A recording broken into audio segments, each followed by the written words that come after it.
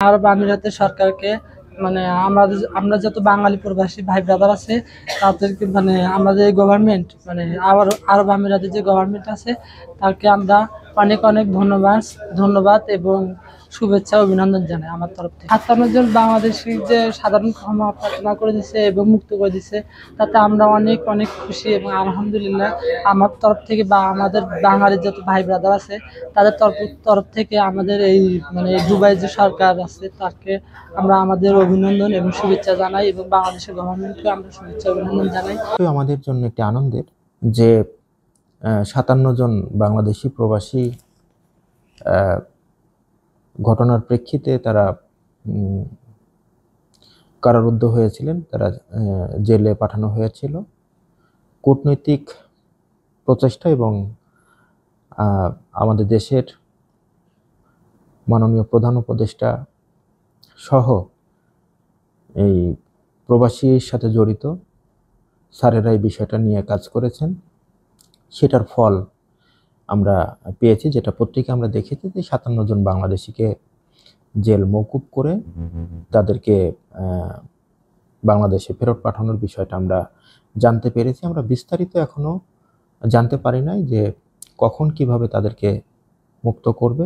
প্রাথমিকভাবে জেনেছি যে তাদেরকে করা হবে, জেল মওকুফ করে দেওয়া হবে। এটা আমরা পত্রিকা মারফত আমরা জানতে পেরেছি।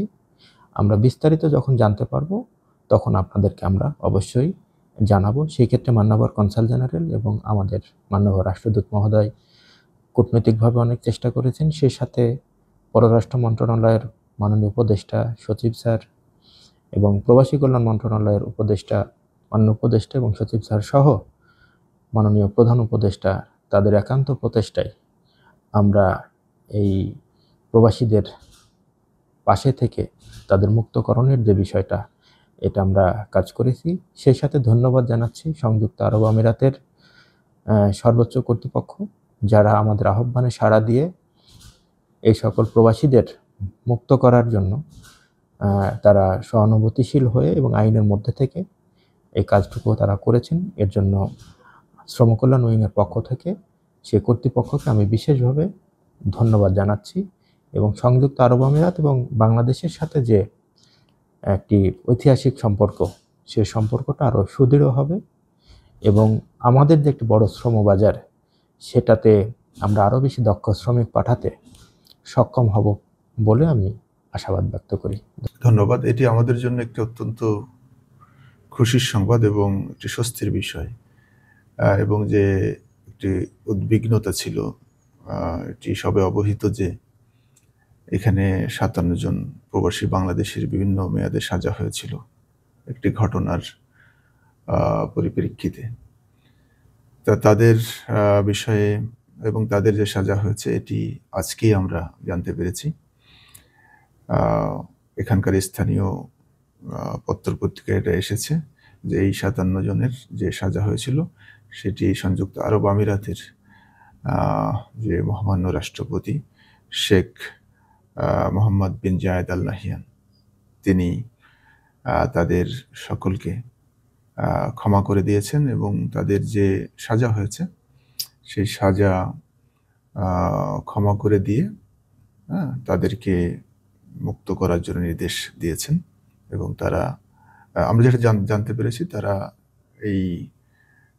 এখন দেশে চলে যেতে পারবেন সবাই। এটি আমাদের জন্য শুধু নয়, এই যাদের সাজা হয়েছিল তাদের পরিবার, সারা বাংলাদেশের সবাই এবং আমরা সবাই এই বিষয়টি নিয়ে ভীষণ উদ্বিগ্ন ছিলাম। তো সেই উদ্বিগ্নতা কেটে গেল। আমরা এই বাংলাদেশ কনসুলেট জেনারেল দুবাই উত্তর আমিরাতের পক্ষ থেকে এই সংযুক্ত আরব আমিরাতের সরকারকে, বিশেষ করে মহামহিম রাষ্ট্রপতি শেখ মোহাম্মদ বিন জায়েদ, তাকে আমরা বিশেষভাবে ধন্যবাদ জানাতে চাই।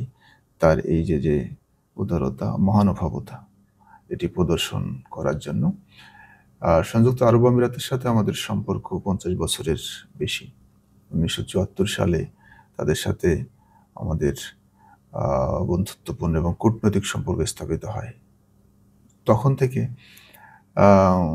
এখন আমরা এই সংযুক্ত আরব আমিরাতের সাথে যে সুন্দর একটি সম্পর্ক এনজয় করছি, এবং এই ক্ষমার মধ্য দিয়ে এই সম্পর্ক আরও সুদৃঢ় হবে বলে আমি বিশ্বাস করি। এবং আমাদের মধ্যে যে বন্ধুত্বপূর্ণ এবং দীর্ঘস্থায়ী সম্পর্ক এবং যে পারস্পরিক শ্রদ্ধাবোধ এবং সহযোগিতার যে সম্পর্ক, সেটি আরও মজবুত হলো।